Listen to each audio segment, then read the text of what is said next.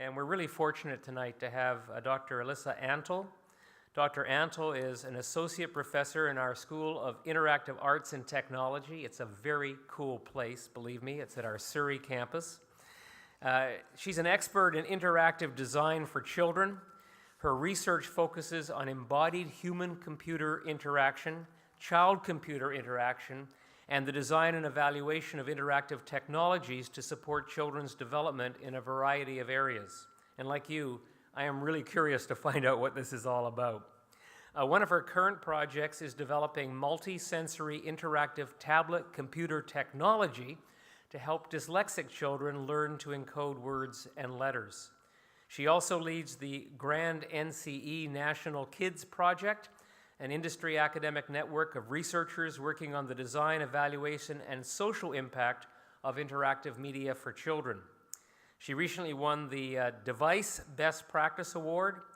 This European award recognizes Dr. Antle's work in creating the developmentally situated design card set, an aid that provides age-specific information about children's development of cognitive, physical, social, and emotional abilities readily accessible to designers. And I understand the award ceremony is going to take place in Italy in March, so congratulations. And what a great place to go get an award. Before she joined SFU, Dr. Antle worked in new media. She was executive producer and creative director for cbcforkids.ca and a consultant on the first North American integrated web-based TV show CBC Spy Kids.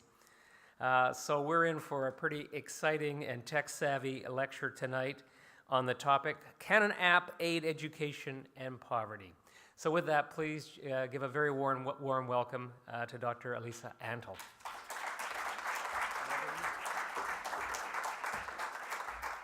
Thank you.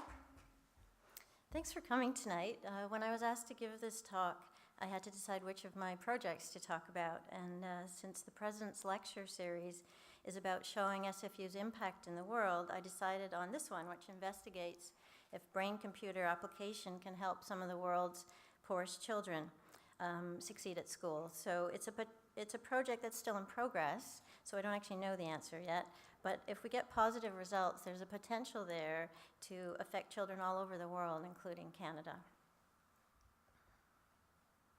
So the question of how we provide education for the world's poorest children has been addressed by many, many groups. But even with access to education, many children are unable to focus on learning due to multiple traumas they have suffered in poverty. These include things like parental mental illness, homelessness, civil war. It's a long list.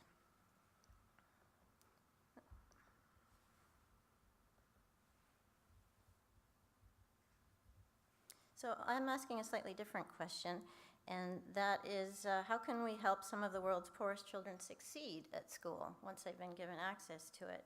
So addressing this question helps us support millions of children who may have trouble focusing at school, and they can't become educated if they can't do that. So I'm going to talk about a recent trip that I took to Nepal, where I found a need for a brain-computer interface in a very unlikely location, which was a school that works with vulnerable children in the slums of Pokhara.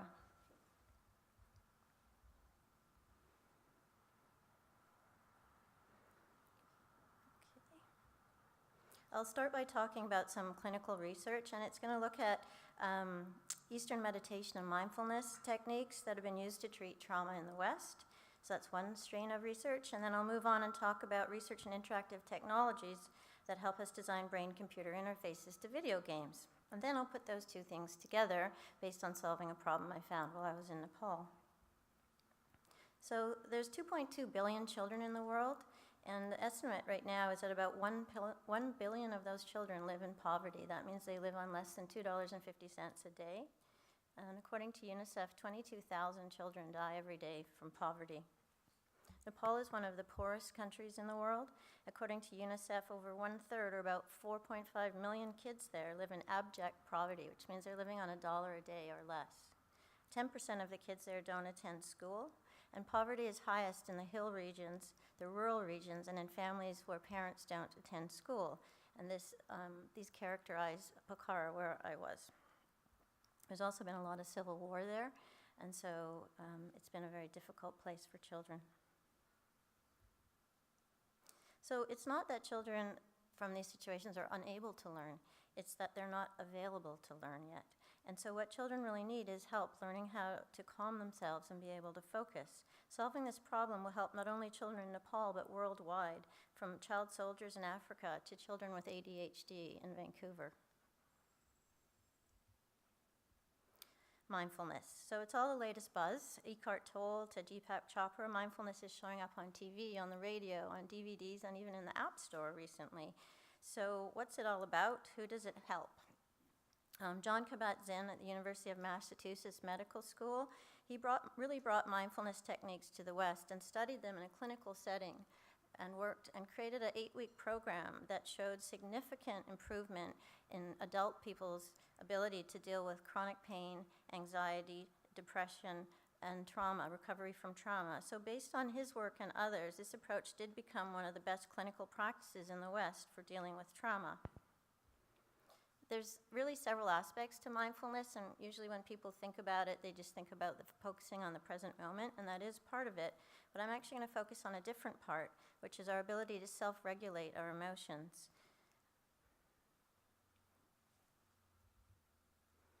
So to do a quick version of a complicated phenomena, I'm really interested in how people self-regulate to calm themselves and also to focus on tasks. Both of these, of course, are required if children are going to succeed at school.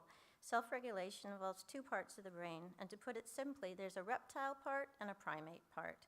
So mindfulness practice helps reduce the activity in the amygdala, that's the brain's emotional center, that's responsible for fear and stress response, like flight or fight.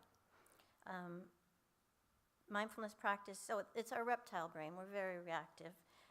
And mindfulness practice also helps us deal with our executive functioning area in our prefrontal cortex, or up here. And this is where we plan, where we make decisions. It's our rational mind. You can think of it like our primate brain, and it helps us regulate our emotional reactions. So learning mindfulness helps us to be able to consciously respond in a rational way more than just react like a reptile. That's the short version of what happens. Okay, so how do we do this? Turns out that training your brain is like training your muscles. So instead of training muscles, we're just laying down neural patterns, and they're going to reinforce particular behaviors. And in this case, we want our prefrontal cortex to mediate our emotional responses. Like learning to ride a bike, repeated practice leads to automation of the process. We strengthen the neural connections, and we get better at doing this. Okay, how do we learn to do this? Sounds easy so far. Learning self-regulation requires techniques that will enable us to regulate our emotions. We use breathing and meditation and yoga. These practices come out of the Eastern tradition. Eventually, we may get a feel for how to calm ourselves, how to sustain prolonged focus. And the more we practice, the more the process becomes automated. But it takes a lot of practice, years and years for most people. So how many of you have tried learning to meditate or learn yoga? And how hard was that? So it's pretty hard to learn these things. We're dealing with our internal mind and our internal body states. The techniques are hard to teach, they're hard to learn, and they're hard to know if you're getting it right. Now, what if you could have feedback that knows what's going on inside your brain? And it might help you with that a little bit. What do you think? So here's where brain-computer interfaces come in.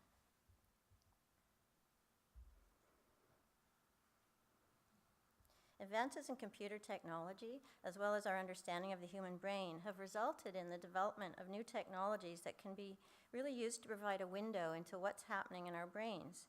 The reason a brain-computer interface works at all is because of the way our brains function. Our brain's neurons, shown in the picture, communicate with each other with small electric signals that zip from neuron to neuron as fast as 400 kilometers an hour. These signals are generated by differences in electric potential carried by ions on membranes, and we don't need to know more about that.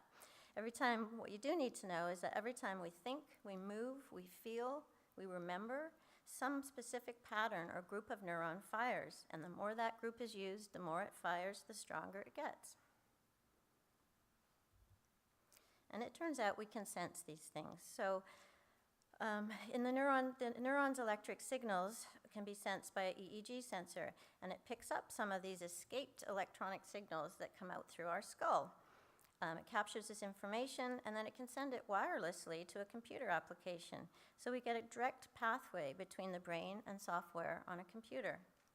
Turns out there's 5 types of brain waves we care about, and the Greeks get to name everything: alpha, beta, gamma, delta, theta.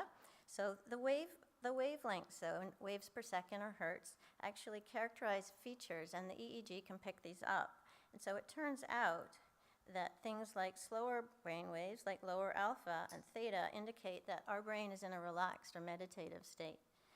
Slightly faster waves, like upper alpha, which is around 10 to 14 hertz, identify attentive states. And then as we move even higher speeds into beta waves, we get anxious thinking. So we have an ability to understand what's going on in our brains using EEG technology. You get a window, basically, to see what's happening. Okay, so we can use that. We can send the output from that to a screen, and this fellow here is looking at his brain waves, and he's using that to try and understand what's happening in his body. However, children are not going to be able to use this system. So commercially available system made by NeuroSky just came out quite recently, and they're still working on it. But it turns out that this system is a little more robust, a little bit easier to use for children, and we've tested it with my children, among other people, and it appears that this system is robust enough for children to use. Okay, so with kids, though, we're not going to show them graphs of their brainwaves. That's not really going to help them too much. But neurofeedback training systems tend to use games because games are motivating for children. They understand how they work and what to do, and so that makes it pretty easy. So the child's brain state is fed into the game, and the game changes something in the game mechanics, the rules, the procedures in the game, and outputs that, and the children recognizes it, and then continues to change their body state or their mind state, and round the feedback loop goes. So this is called neurofeedback.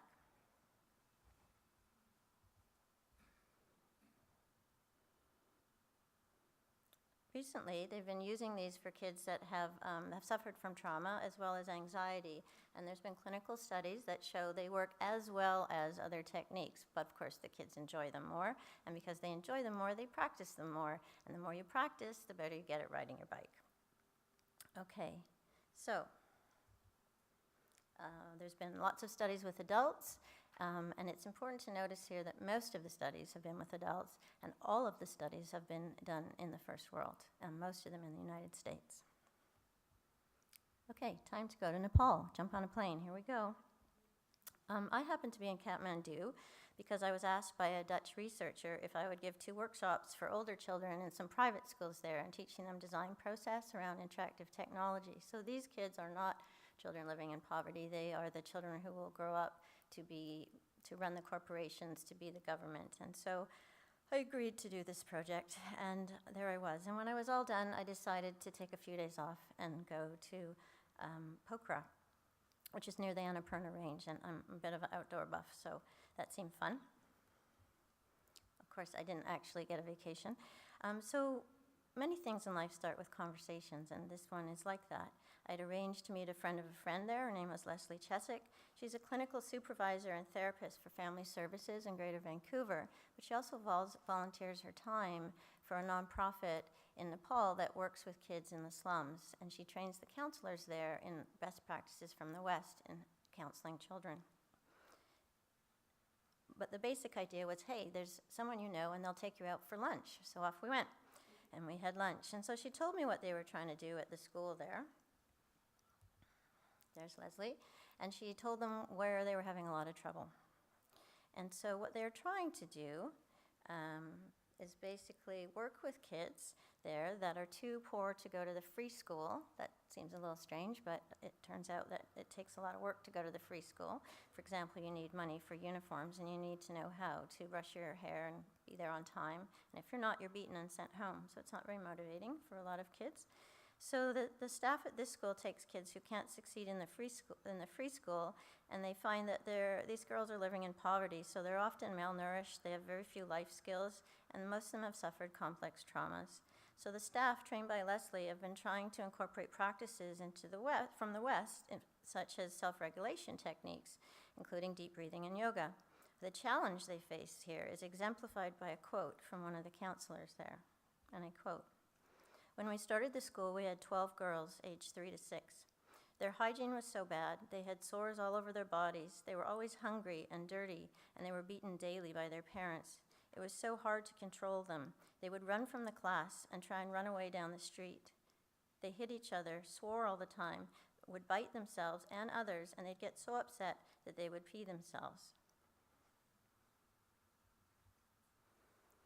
So as Leslie told me about this, a crazy idea was forming in the back of my mind, and I found myself saying to her, well, what if? What if you could use neurofeedback games designed for these children to provide some sort of help to support what the teachers were doing and teaching them self-regulation? And so the project began.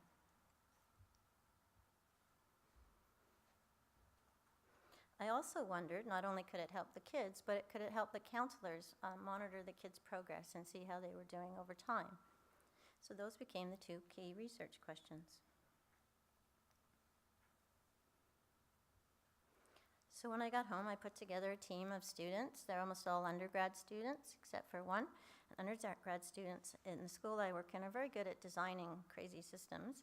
And I also hired a grad student who's good at doing research. So we put together a small team, and we decided to see what we could do. So you can't really start this research. Oh, and I needed some funding, so I pulled some funding together from here or there in my back pocket. So you can't really do research until you have the system, a system, and then you need to go test it with the kids. So we decided to design and build a neurofeedback-based system specifically for these kids. In theory, this is my specialty. There were a few minor details to work out in the beginning. We had to use a tablet because it's robust, has long battery life, the power goes out for days at a time there. It's harder to break, it's portable, the kids can go sit in the corner. We had to figure out how to get brainwave data into a game engine on the Android tablet. Technically, it was a little bit of a challenge, but I'm getting ahead of myself because the real challenge had nothing to do with technology. Okay, we start with a standard design process, and we go through iterative cycles. The very first thing that we needed to do was that we needed to understand the context that these kids came from. So as designers, we sort of make implicit assumptions, and some of them we're not even aware of, about how to design interactive tablets and games. So if I'm building something for kids here, I have all these things that I'm not even aware of that I've built up over time that just immediately end up in the game. So that seemed like, okay, let's go, let's start this process. However, when I first visited the school there, I was taken on a little tour, and someone had donated a play sandbox. You guys familiar with that? The sandbox and the little animals are in it, and then kids get to talk about all the bad things that have happened to themselves, and it's part of therapy. It's supposed to be a very successful approach to helping traumatized kids. So there's only one little problem with this, and it was very tidy and didn't look like it had ever been used, was that the kids wouldn't pick up the animals at all. And they certainly wouldn't use them to talk with, because in Nepal, animals are farm creatures used for labor. Cows are sacred with ferocious horns that wander in and out of people's houses, and children get stabbed and gored quite frequently. Dogs wander around in aggressive packs that roam around, biting children, attacking them. Tigers are definitely not a good thing to run into in the woods. So, what did I learn? No talking animals. So it got worse from there, and what I realized fairly quickly after I'd been there for a few days was everything that I knew about designing interactive technologies for children wasn't going to work. So that's how I came back to my team and said, everything we know isn't going to work. Do you want to do this project? And so they did. So we needed to find out about their world. Context is everything. So we spent time there. That's the only way to do it. Well, I spent time there and one of my grad students. So we immersed ourselves in it. And we spent time in the slums. We spent time in a nearby Tibetan refugee camp. I took a lot of pictures. It's a good thing I'm an amateur photographer, because those pictures became extremely useful in our design process back home. I spent time with the kids. They're awesome. They don't go to school, but they play lots of games, which was a really good starting point for me. So I found out a lot about the games they played. And also I found out a lot about what was familiar to them in their daily lives so that I could try and leverage those things and use those things and make a game that was familiar to them. Okay, so if you're familiar with design, you get to this point where you create a user profile, and ours went like this. Well, they can't read, they can't write, they can't count in Nepali, they don't speak English, they've never seen a tablet, they don't know what a computer game is, they don't know how to change their brain or their physiological state. And then if you add the other quote on about how most of these kids respond on any given day when they get up in the morning and get beaten and sent off to school, that's our design challenge right there. So, on the other hand, I said, well, I want to teach them how to relax. I want to teach them how to focus their attention. The system has to be really easy to use. You know, they pick it up, they can use it right away. It needs to be familiar to them. I need to reward their brain state changes, show progress. Oh, and we need account management somewhere in there too. Okay, so what I'm going to spend a little bit of time on is the conceptual design, which is most of the part that I led, figuring out how do we do this? How are we going to make this work? Okay, so the first thing that occurred to me was how to create user accounts. So how many of you log on to your laptops every morning? Okay, so these kids can't do that, but they need to have their own account. They need to be able to track their progress, and they have no idea how to do that. But when I was running the workshops, I realized that I handed this group of girls an iPad, and they very quickly figured out how to take their photographs. And it turned out when I was in the slums that the kids saw a camera around my neck and ran up to me and begged me to take their picture, and could I come back a day or two later and give it to them. And these photographs that tourists take of the kids become cherished items. So they do know what a camera is, and they can very quickly figure out how a camera works on an iPad. So there was my first solution. So user accounts are simply camera pictures. Just use the camera. So to access your account, you simply touch the picture of yourself. So far, so good. 6-year-olds can do this. Okay. Oh, now we have to teach them how to relax. Okay, so there's a design principle that I came up with for all these games, and what I wanted to see is that I wanted something that was familiar from their everyday life, and I wanted them to see it on the tablet, a picture of it on the tablet, and it would make them do something just like they would do in everyday life. And doing that thing would change their brain state, which of course would feed back into the computer and then change what was happening on the computer. And so they would see that they were doing it right, and it would encourage them to do it over and over again. So there's a lot of pinwheels in the markets there. They cost about a cent each in Canadian dollars. So lots of children wandering around with pinwheels. And so when we play, so we design on the tablet. This is a picture of our tablet, and we have a girl there, and she's blowing on the pinwheel, and the pinwheel spins. Okay, so what we then do is the girl disappears and leaves the hand holding the pinwheel. And we say to the kids, what are you going to do? What would you do? Yep. Or you blow. And what happens when you take a deep breath and blow it out slowly? You relaxes your bodies, and then what happens to your brain waves? They go down into slower and slower states. And so the headset picks that up, it wirelessly transmits it back to the tablet, and the pinwheel starts to spin. And so the children, of course, think that the blowing on it makes it spin. It doesn't really matter that they think that at this point, but they quickly learn how to use it. And so the very first game is simply about learning over and over again how to get the pinwheel to spin. And you collect a jar of them. So each time you get one, it fills up your jar. So that was the first thing we did. And we worked on this with the counselors. They said, a lot of times the kids come in and they're just a mess.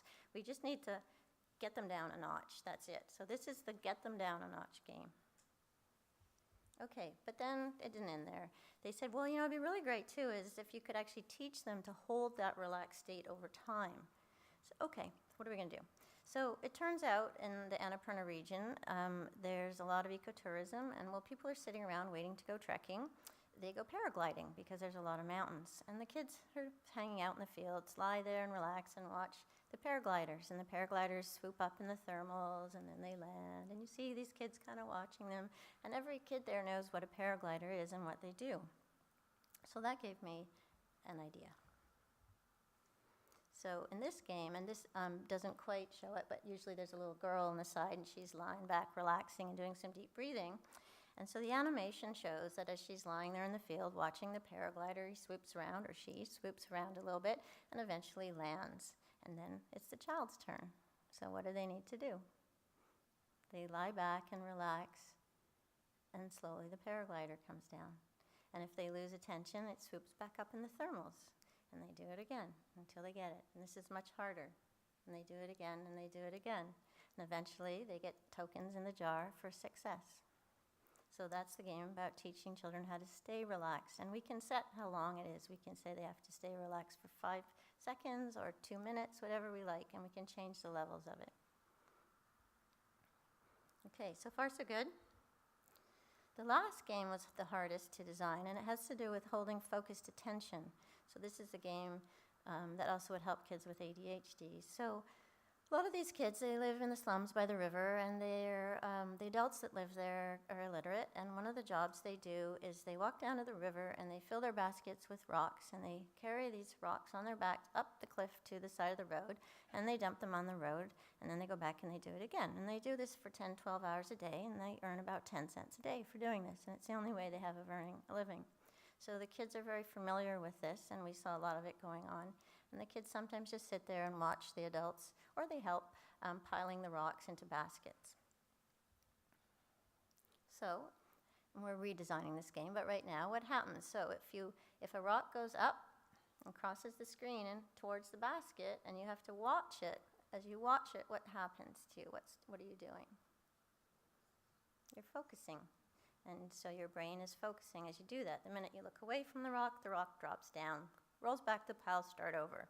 And so it's a very simple activity that they know how to do, and it helps them develop focus. Okay, a few other little things we needed. We needed to show progress for the kids. So in every little house there's always these little rows of jars and containers, and they collect stuff. And so that was really easy. It's like, the kids simply have to collect stuff. So this is the kids' status page. It's got their photo. It's got little icons for the 3 games that they totally understand, and they fill up their jars, and over time they see how they're doing. We have a teacher page that shows progress over more time. The teachers wanted to know what % of the time that the kids were playing the games they spent in relaxation or focused. So we just show it as a circular graphic chart. They can see immediately here, going this way, that the child's getting more and more of the time is spent either relaxed, which is the orange, or focused, which is the blue. And the kids can also see, look how many jars I got in any given day.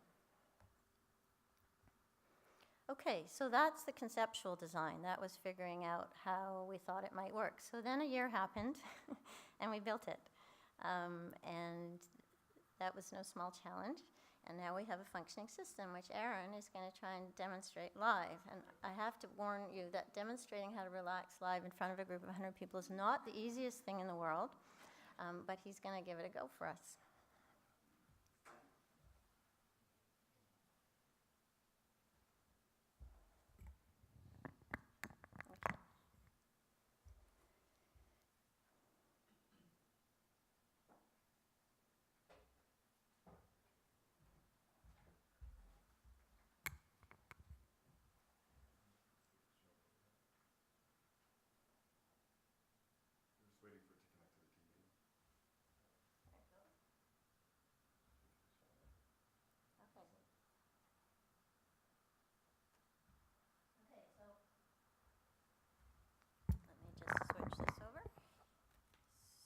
It looks like he's connected. We have little debugging things so we can see what's going on.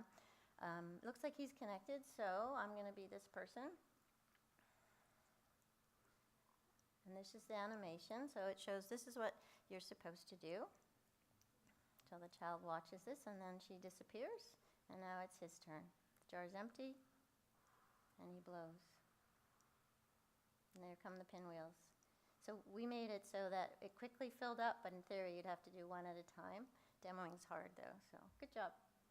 Okay, so once you've got a jar of pinwheels, the counselor said after you've done it 5 times, we can assume you're in a decent state, you can move on and do harder things. So we get to this screen where the child can choose what they want to do next. They can go back and do pinwheels, or they can do paraglider. It's a little harder. So first we have the animation. She's in the field there, and she's doing, you can't see very well probably, but she's deep breathing, her chest going in and out. She's watching this come down. The mountain in the background is the mountain that all children know there. Okay, she disappears, the jar appears, it's your turn.